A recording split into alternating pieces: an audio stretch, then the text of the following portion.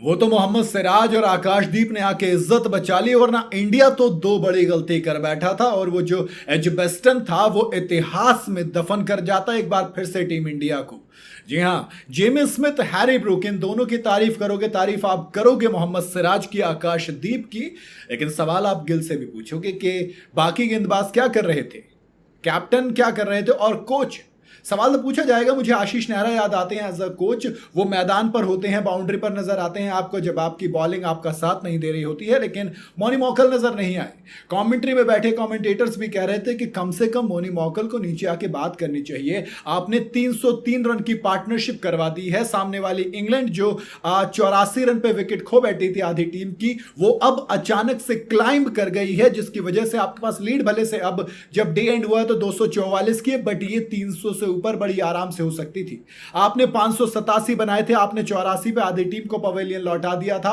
बहुत आराम से आप इस गेम में आगे बढ़ सकते थे, लेकिन आपका कोई और बॉलर साथ नहीं दे रहा था। ऊपर से बॉलिंग कोच नीचे उतर के नहीं आ रहे थे। गौतम गंभीर इशारे तो कर रहे थे, लेकिन बहुत देर कर दी थी, जब तक दोनों के दोनों बैट्समैन जेमी स्मिथ और हैरी ब्रूक अपनी सेंचुरी कंप्लीट कर चुके थे।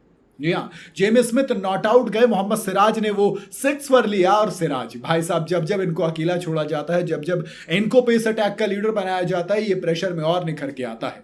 आप चाहे गाबा की बात करेंगे, आप चाहे एजबेस्टन की बात करेंगे, आप कहेंगे कि मोहम्मद सिराज को अकेला छोड़िए, जरा डालिए इनको मुश्किल सिचुएशन में और फिर देखिए इनका बेस्ट। आज फिर अपने 6 विकेट चटकाए और 6 के 6 विकेट कमाल के जरूर रहे, क्योंकि आप जब सिराज को देखोगे, पहले जैक क्रॉली का विकेट था, देन रूट, वो बड़ा इंपॉर्टेंट विकेट आज का था जो रूट का निकाल के दिया। फिर आपको बेन स्टोक्स, पहली बॉल पर इनको जाफा डाला, वो निकलती हुई बॉल गई, आउट किया।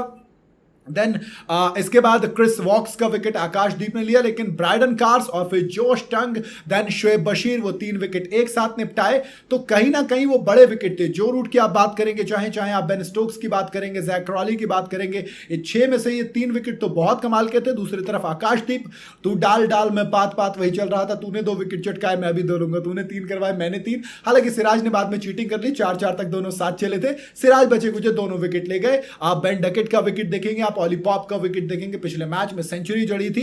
देन उसके बाद आप देखेंगे क्रिस वॉक्स का विकेट, आकाशदीप ने वो चटकाया, वो भी एक और इंपॉर्टेंट विकेट था। लेकिन हैरी ब्रूक को वो जो अंदर आती बॉल, नई बॉल से जब इंडिया को विकेट की तलाश थी, तब निकाल के दिया था आकाशदीप।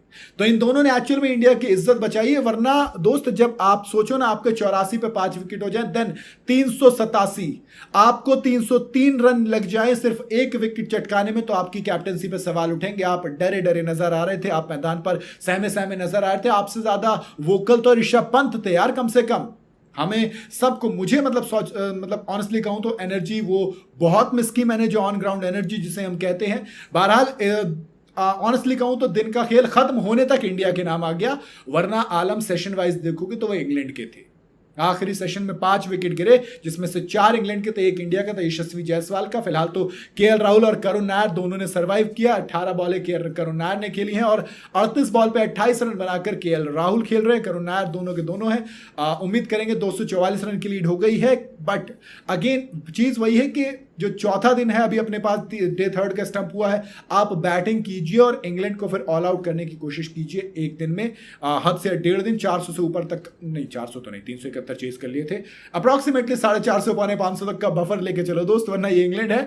आखिरी इनिंग में सिद्धूपा जी ने कहा था कि ये सबसे कमजोर बॉलिंग अटैक है, ये अपनी बैटिंग को बैक करेंगे और 450 को भी चेज करने के लिए जाएंगे। तो रिजल्ट तो मेरे हिसाब से आएगा। अब बाकी आपको क्या लगता है? रिजल्ट तो आएगा। बाकी आपको क्या लगता है कि कौन सा टोटल इंग्लैंड के लिए काफी होगा, कौन सा टोटल एजबेस्टन में हमें जीत दिला सकता है? बताइएगा जरूर कमेंट के अंदर। वीडियो अगर आपको पसंद आई हो तो इसे लाइक और शेयर जरूर करें और जाते जाते चैनल को फॉलो और सब्सक्राइब जरूर करते जाइएगा।